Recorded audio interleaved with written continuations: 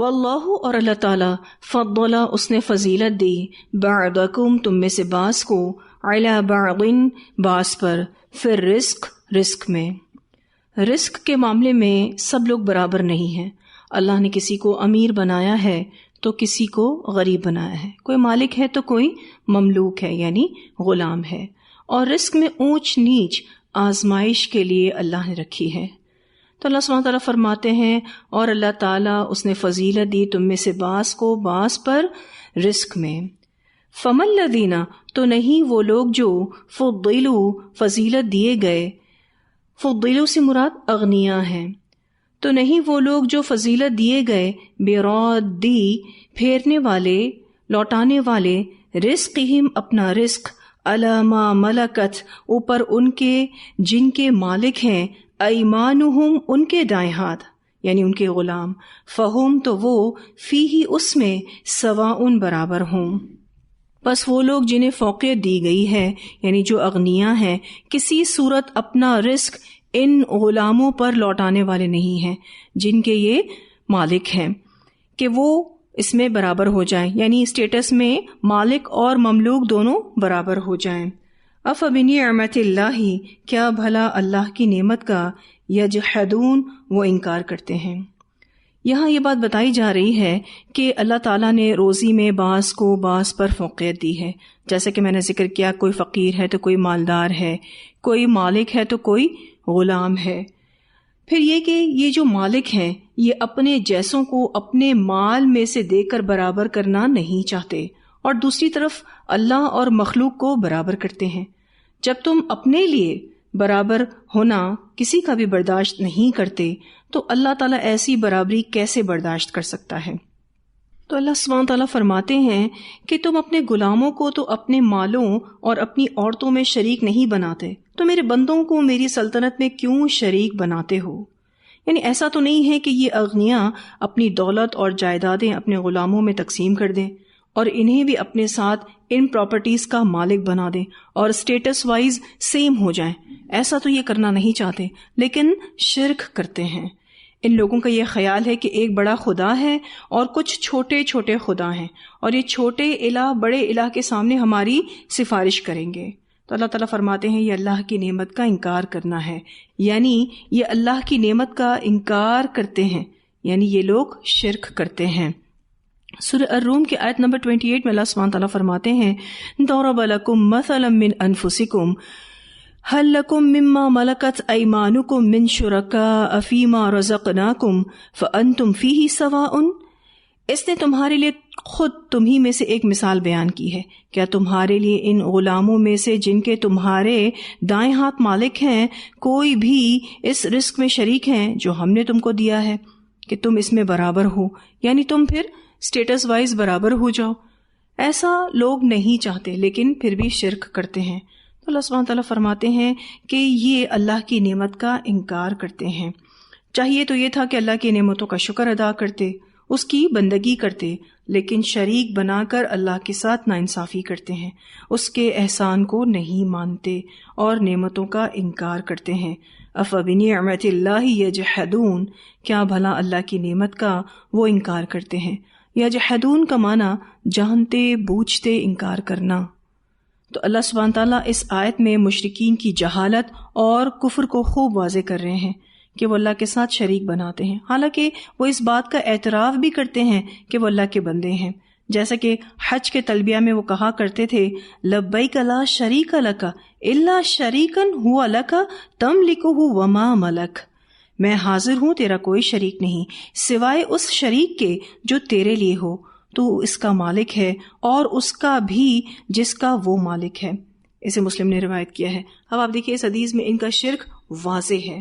اللہ سبحانہ تعالیٰ فرماتے ہیں کہ نعمتیں میں دیتا ہوں لیکن یہ میرے ساتھ ہی شریک ٹھہراتے ہیں.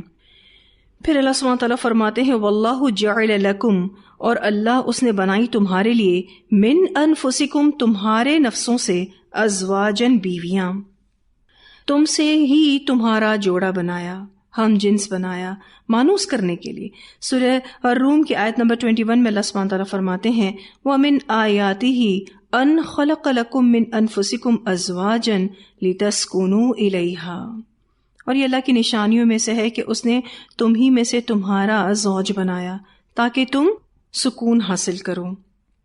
تو اللہ سبحانہ تعالیٰ فرماتے ہیں اور اللہ اس نے تمہارے لیے تمہارے ہی نفسوں سے بیویاں بنائیں۔ یہاں پر ازواجن کا جو لفظ ہے عربی میں زوج شریک حیات کو کہتے ہیں، یعنی اسپاؤس کے معنی میں ہے، اور عورت کے لیے مرد زوج ہے اور مرد کے لیے عورت زوج ہے، لیکن مراد یہاں پر obviously بیویاں ہیں۔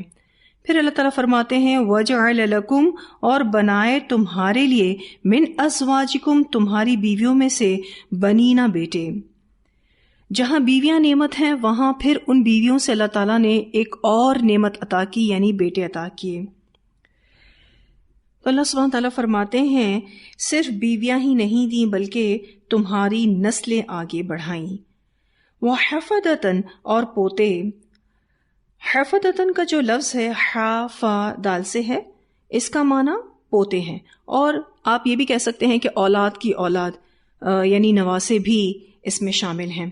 پھر حفدتن تیزی سے کام کرنے والے کو بھی کہتے ہیں، اور پھر مفسرین نے اس معنی سے کچھ مرادیں لی ہیں۔ پہلی مراد بیٹیاں، کیونکہ وہ زیادہ خدمت گزار ہوتی ہیں۔ دوسری مراد بیوی کے بچے جو سابقہ شوہر سے ہوں، عموماً یہ بچے بھی بڑھ بڑھ کر کام کر رہے ہوتے ہیں۔ اور تیسری مراد اس سے داماد بھی لیے گئے ہیں، اور چوتھی مراد خادم اور مددگار لیے گئے ہیں۔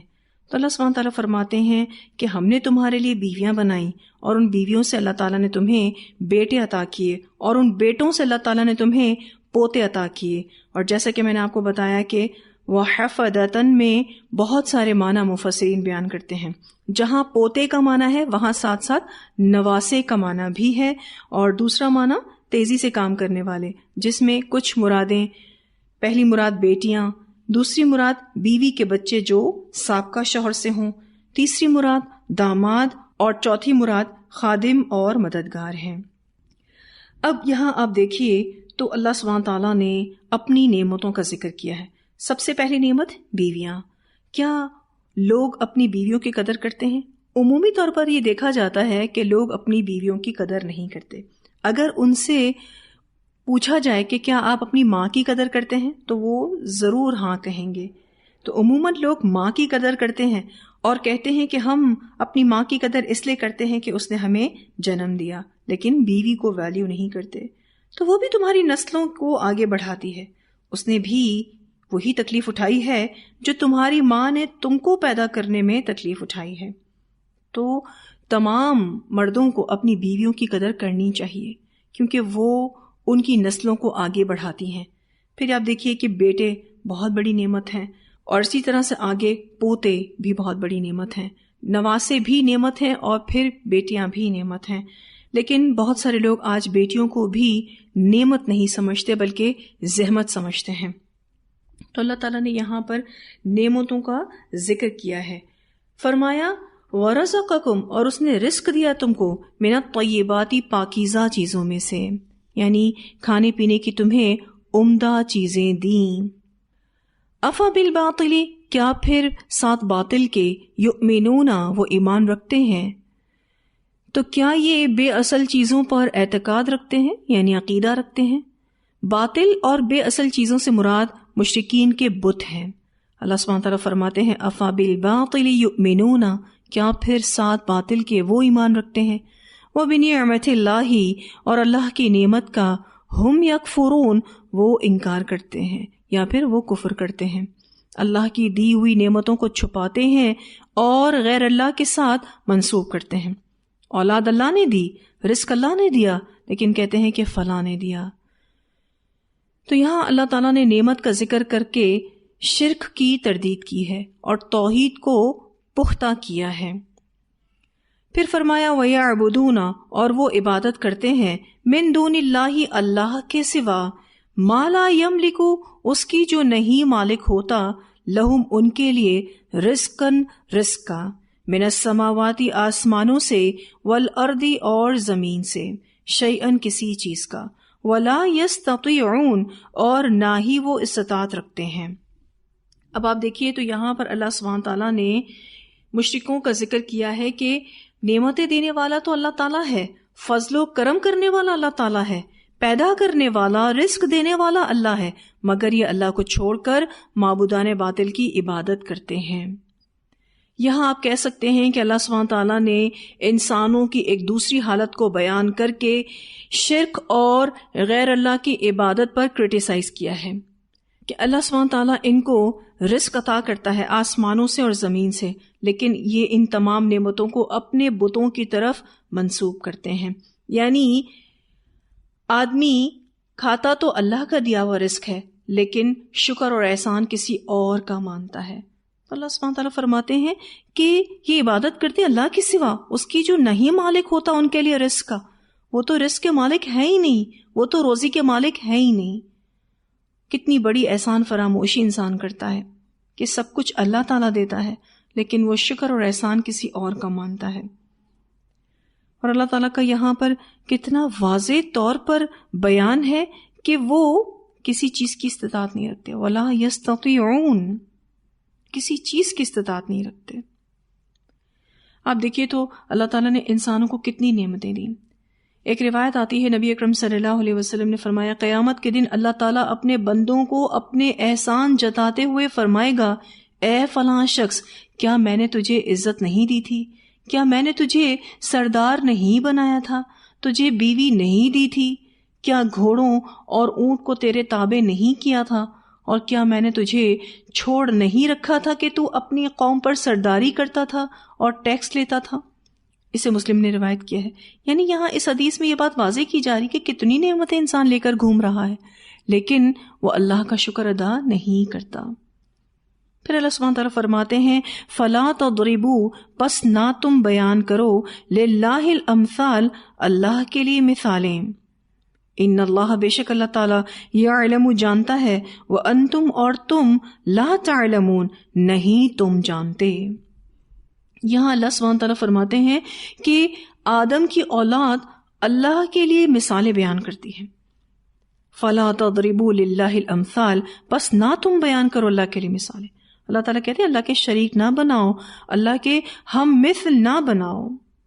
مشرکین مثال یہ دیتے تھے کہ اگر کسی بادشاہ سے ملنا ہو یا اس سے کوئی کام ہو تو کوئی براہ راست بادشاہ سے نہیں مل سکتا، اسے پہلے بادشاہ کے مقربین سے رابطہ کرنا پڑتا ہے، تب جا کر کہیں بادشاہ تک اس کی رسائی ہوتی ہے۔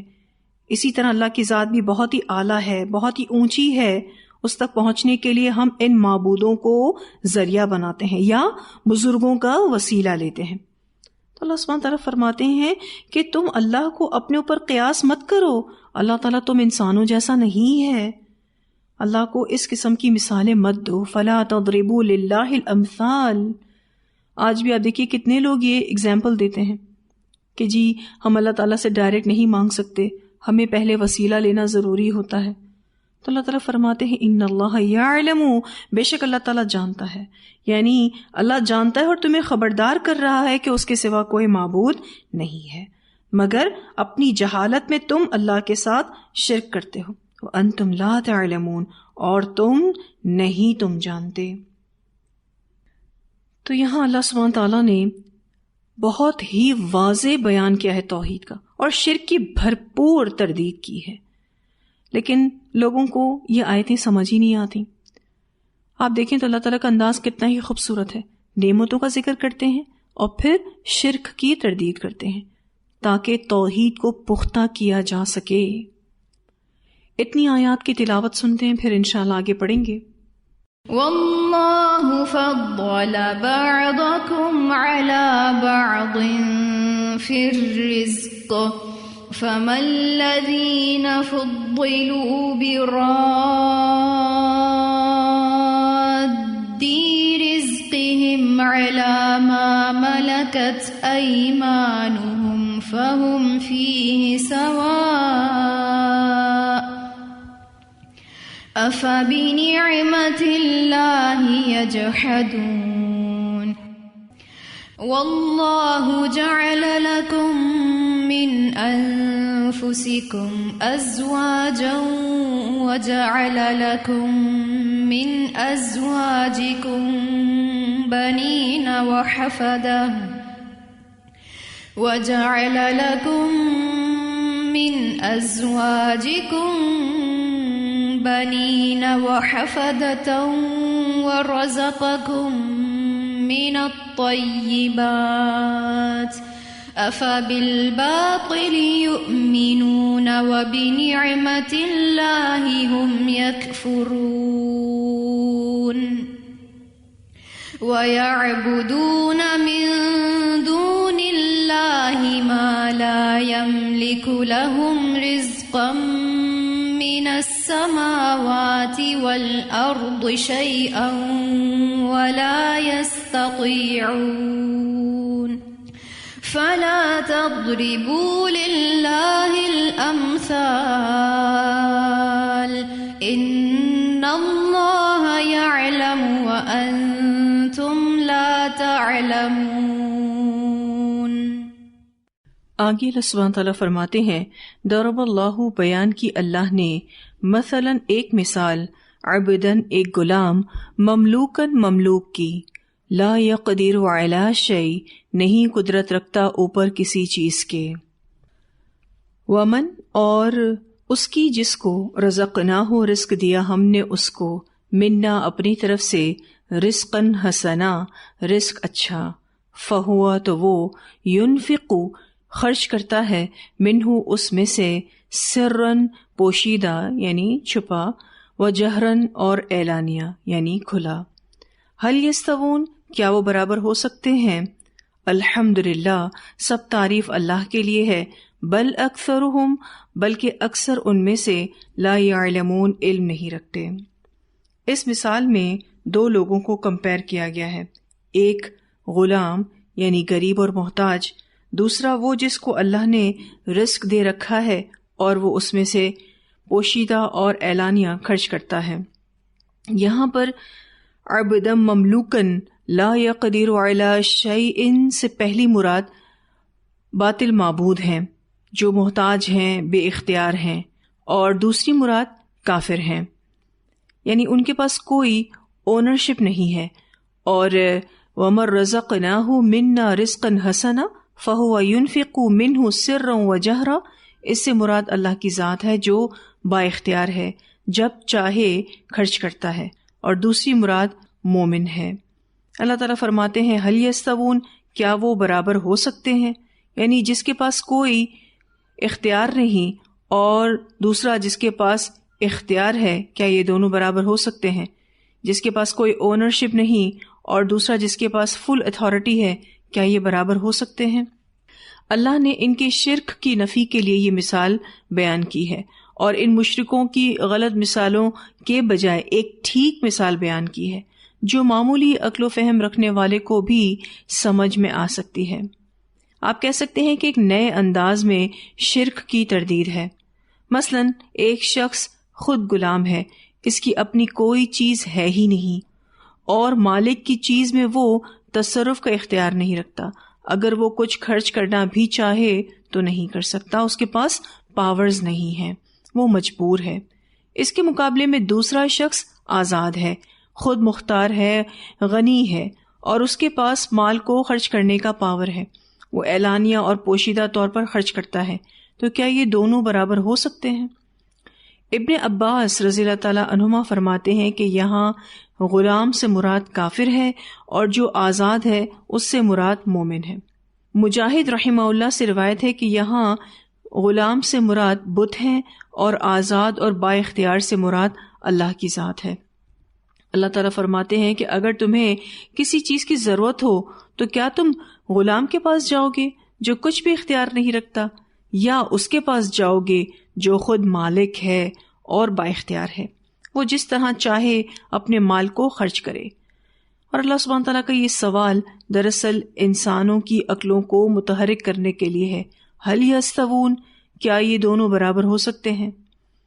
مشرکوں سے سوال کیا گیا ہے کہ کیا یہ دونوں برابر ہو سکتے ہیں؟ الحمدللہ سب تعریف اللہ کے لیے ہے۔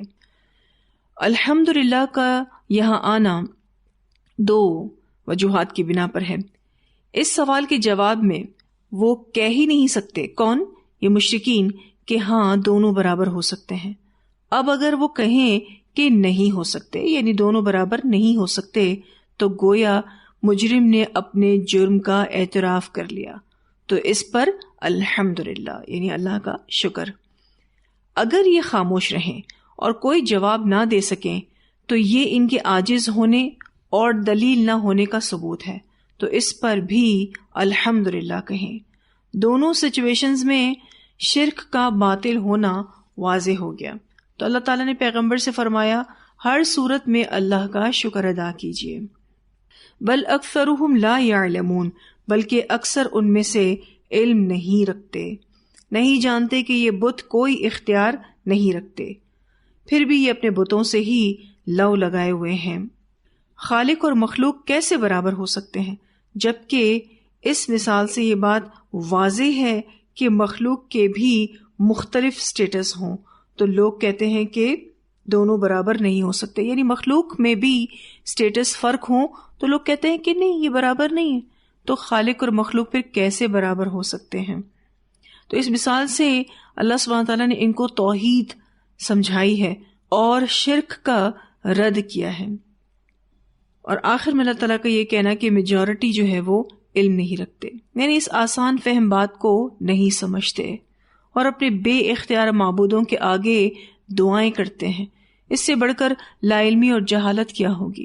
آج آپ دیکھیں تو مسلمانوں کا حال بھی برا ہے، شرک اتنا عام ہو گیا ہے، لوگ درگاہوں پر جا کر ماتھا ٹیکتے ہیں، دعائیں اور حاجتیں مانگتے ہیں، وہاں جا کر لنگر بانٹتے ہیں اور اس بات کا عقیدہ رکھتے ہیں کہ صاحب قبر اختیار رکھتے ہیں کہ وہ ان کی دعاؤں کو پورا کریں گے، ان کی حاجتوں کو پورا کریں گے۔ نعوذ باللہ، اللہ کے کل مختار ہونے پر ان کا عقیدہ کمزور ہے۔ اللہ تعالیٰ فرماتے ہیں بل اکثرهم لا یعلمون، لیکن آپ دیکھیے کہ کتنی آسان فہم مثال سے توحید کو واضح کیا گیا ہے۔ اب بھی اگر کسی کو توحید سمجھ نہ آئے تو پھر اس کا کیا کیا جائے؟ اب ایک اور مثال بیان کی گئی، وَضَرَبَ اللَّهُ، اور بیان کی اللہ نے مثلا ایک مثال، رجلین، دو آدمیوں کی، احدہما، ان دونوں میں سے ایک، ابکم، گنگا ہے۔ ابکم کا جو لفظ ہے با کاف میم سے ہے، پیدائشی گنگے کو کہتے ہیں، یعنی مادر ذات گنگا۔ لا یقدر، نہیں قدرت رکھتا، علی شیء، کسی چیز پر، یعنی بے اختیار ہے، محتاج ہے۔ وہو، حالانکہ وہ، کلن، بوجھ ہے، علی مولاہ، اپنے آقا پر۔ کلن کا جو لفظ ہے اس کا معنی ہوتا ہے تھک جانا، اور یہ شخص بوجھ ہے اپنے آقا پر، یعنی جو بھی اس کا ذمہ دار ہے اس پر یہ بوجھ ہے۔ اینما، جہاں کہیں، یوجہہ، وہ بھیجتا ہے اس کو، لا یأتی بخیر، نہیں لاتا کوئی بھلائی، یعنی اگر اس کا مالک اس کو کسی بھی کام سے بھیجتا ہے تو وہ اس کام کو کر نہیں آتا۔ حل یستوی، کیا برابر ہو سکتا ہے، ہوا وہ، ومن، اور وہ جو، یأمر، حکم دیتا ہے، بالعدل، انصاف کا۔ کیا ایسا شخص جو غلام ہے اور اپنے مالک پر بوجھ ہے، کیا وہ برابر ہو سکتا ہے اس شخص کے جو حکم دیتا ہے انصاف کا؟ وَهُوَ، اور وہ، عَلَى صِرَاطٍ، راستے پر ہے، مستقیم، سیدھے، اور وہ سیدھے راستے پر بھی ہو۔ اب ایک اور مثال بیان کی جا رہی ہے اور مسلسل مثالوں سے توحید کا پیغام دیا جا رہا ہے، اس سے آپ کو توحید کی اہمیت بھی واضح ہوتی ہے اور یہاں شرک کا رد بھی ہے، الحمدللہ۔ پہلی مثال میں اختیار ہونے یا نہ ہونے کا کمپیریزن تھا، اس مثال میں صفات کا کمپیریزن ہے۔ مجاہد رحمہ اللہ کہتے ہیں کہ اس مثال سے بھی جو گنگا اور محتاج ہے مراد بت ہے، اور جو عدل کا حکم دینے والا اور صراط مستقیم پر ہے مراد اللہ کی ذات ہے۔ ابن عباس رضی اللہ تعالیٰ عنہما کا کہنا ہے کہ اس سے مراد کافر اور مومن ہے، اور کچھ مفسرین نے گنگے سے مراد کفار اور عدل کا حکم دینے والے سے مراد پیغمبر یعنی رسول اللہ صلی اللہ علیہ وسلم کو لیا ہے۔ یہ جو دوسری مثال ہے اس میں بھی وہی بات اور کھول کر بیان کی گئی ہے، یعنی اللہ اور باطل معبود کے درمیان فرق صرف اتنا ہی نہیں کہ ایک با اختیار مالک ہے اور دوسرا بے اختیار غلام ہے، بلکہ فرق یہ بھی ہے کہ غلام نہ تمہاری بات سن سکتا ہے، نہ جواب دے سکتا ہے، اور نہ ہی کوئی کام کرنے کا خود سے اختیار رکھتا ہے، وہ اپنے آقا کے حکم کا محتاج ہے۔ مالک اس کے ذمے کوئی کام لگا دے تو وہ خود کچھ بھی نہیں کر سکتا۔ اس کے برعکس مالک عدل اور انصاف کا حکم دینے والا ہے اور راہ راست پر قائم ہے۔ تو کیا دونوں برابر ہو سکتے ہیں؟ اتنی آسان فہم مثال سے توحید اچھے سے واضح ہوئی اور شرک کی نفی ہوئی، الحمدللہ۔ اگر یہ مثال کافر اور مومن کے اعتبار سے ہے تو اس کی وضاحت کچھ یوں ہوگی کہ سارے انسان اللہ کے بندے ہیں۔ ایک طرف کافر ہیں جو اللہ کی نعمتوں سے لطف اندوز ہو رہے ہیں مگر اللہ کے کام کے لیے حاضر نہیں ہوتے، دین کی کوئی خدمت نہیں کرتے، یہ لوگ اپنے مالک پر بوجھ ہیں۔ دوسری طرف مومن ہیں جو دن رات اللہ کی رضا کے لیے محنت کرتے ہیں، نیکی کا حکم دے رہے ہیں اور برائی سے روک رہے ہیں، اللہ کے دین کو قائم کرنے کے لیے سیکریفائس کرتے ہیں۔ تو کیا یہ دونوں مومن اور کافر برابر ہو سکتے ہیں؟ اللہ سبحانہ تعالیٰ فرماتے ہیں کہ ایسا نہیں ہو سکتا۔ تو یہاں اللہ تعالیٰ نے اس مثال سے بھی توحید کو واضح کیا۔ اللہ تعالیٰ فرماتے ہیں کہ ایک مثال دو آدمیوں کی، ان میں سے ایک گنگا ہے جو قدرت نہیں رکھتا، یعنی بے اختیار ہے، محتاج ہے، اور وہ تو اپنے مالک پر بوجھ ہے۔ اچھا، یہاں جو بات ہو رہی ہے وَهُوَ كَلٌّ عَلَى مَوْلَاهُ، اس بات کو آپ ایک مثال سے سمجھ سکتے ہیں۔ آپ نے دیکھا ہوگا کہ مغرب میں یعنی ویسٹ میں انفرادی طور پر زندگی جینے کا جو سسٹم ہے، کیونکہ وہ لوگ ساتھ رہنا نہیں چاہتے، وہ ایک دوسرے کی ذمہ داری کو بوجھ سمجھتے ہیں۔ حالانکہ ہمارے معاشرے میں ایسا نہیں ہے، الحمدللہ ہمارے معاشرے میں فیملی ویلیوز ہیں، ایک دوسرے کا کام کر کے لوگ خوش ہوتے ہیں اور ایک دوسرے کے لیے تھکنے میں خوش ہوتے ہیں۔ خیر، یہاں بات سمجھانے کے حوالے سے میں نے یہ اگزامپل دی ہے کہ مغرب میں جس طرح سے لوگ اکیلے رہنا پسند کرتے ہیں، یعنی انڈیویجول لیونگ سسٹم جو مغرب میں ہمیں ملتا ہے، وہ اس لیے کیونکہ لوگ ایک دوسرے کی رسپانسبلٹیز کو بوجھ سمجھتے ہیں۔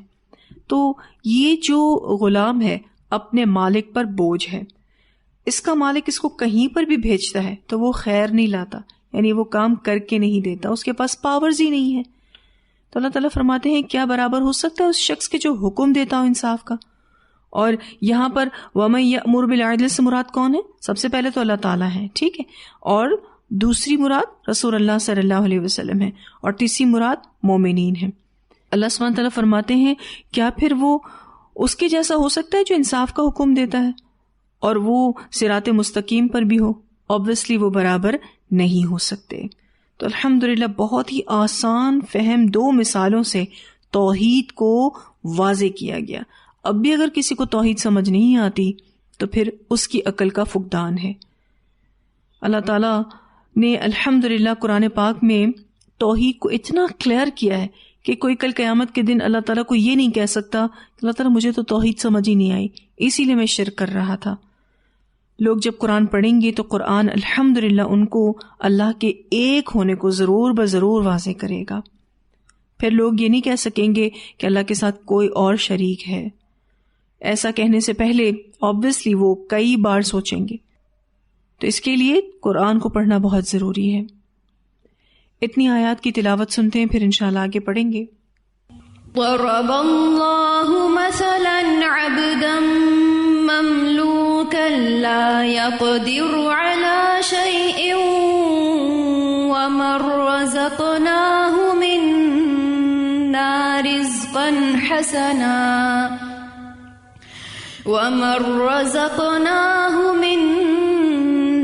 رزقا حسنا فهو ينفق منه سرا وجهرا هل يستوون الحمد لله بل أكثرهم لا يعلمون وضرب الله مثلا الرجلين أحدهما أبكم لا يقدر على شيء وهو كل على مولاه أينما يوجهه لا يأتي بخير هل يستوي هو ومن يأمر بالعدل وهو على صراط مستقيم.